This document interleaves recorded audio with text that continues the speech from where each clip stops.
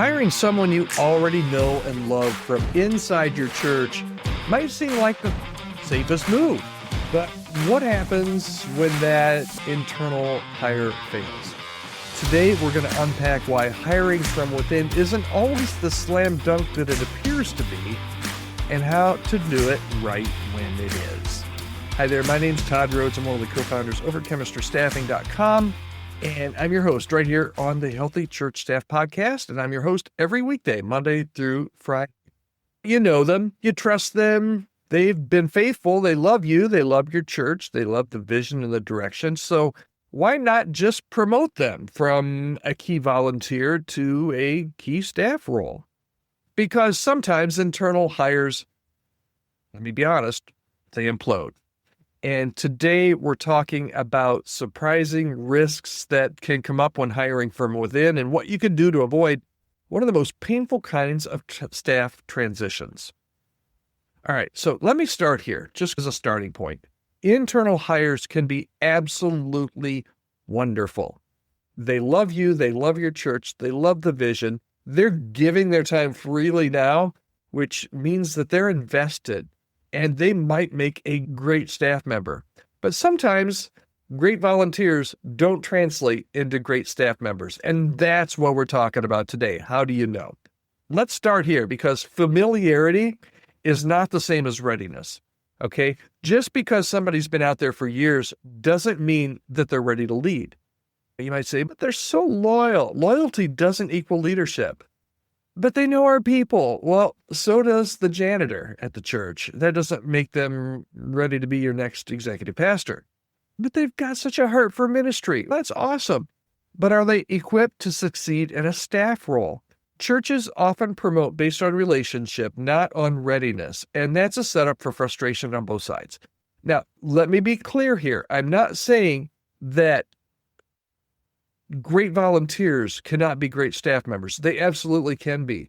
But there is a transition here, and there is a state of readiness, and it's different. You know this. I'm not telling you anything you don't know. It's different being on staff and being paid to do a role than what it is to be a volunteer and be unpaid in a role. If your church is able to train and to be patient with that process, then an internal hire could be absolutely great. But you have to remember that you can't just promote based on relationship. You have to also promote based on readiness. Okay, here's point number 2.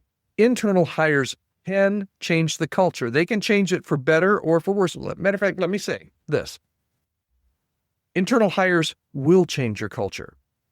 Internal hires bring history with them, sometimes baggage. They often struggle to transition from peer to leader. And others on staff might even resent the move or second guess the move. It can feel like a who you know system instead of a merit-based system. So the wrong internal promotion, the wrong internal hire can quietly poison your team's morale, even if nobody says it out loud. Matter of fact, they probably are not going to say it out loud.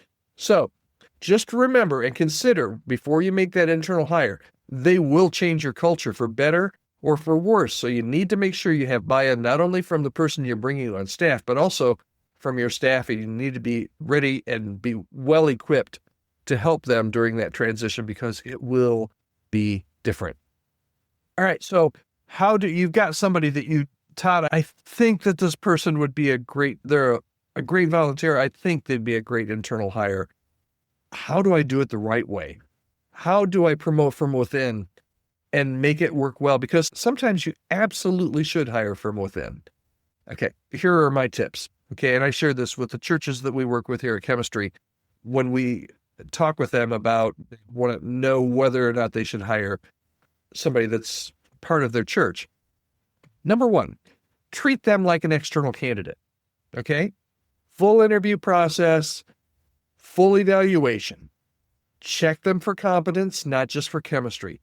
Ask the hard questions. Get references. Yep, you need to get references from internal candidates as well. People who have seen them lead, not just serve. So get references from their current employer or other people that have seen them outside of their volunteer role at the church. And then you need to provide actual onboarding and coaching as they come on the team if you decide to hire them. Don't assume that they know how to be on staff just because they volunteered at your church for years. You need to set them and your team up for success. Okay? And that sometimes can be different. And we just think if we hire this person because they know us and they love us, that it's going to be easy. And sometimes it's harder. Okay? So here's the final thought. Here's the bottom line for today. The easiest hire isn't always the wisest one. Okay?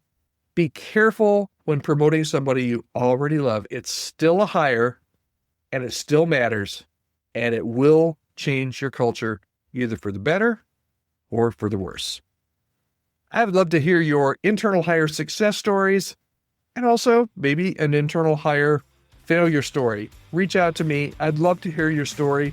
Maybe you're in the middle of this and you just want to have a conversation. I'd love to do that with you as well. You can reach out to me to start the conversation. Just send me an email, podcast@chemistrystaffing.com. All right, that's it for today. We will be back here tomorrow for another edition of the Healthy Church Staff Podcast. Hope you'll join me.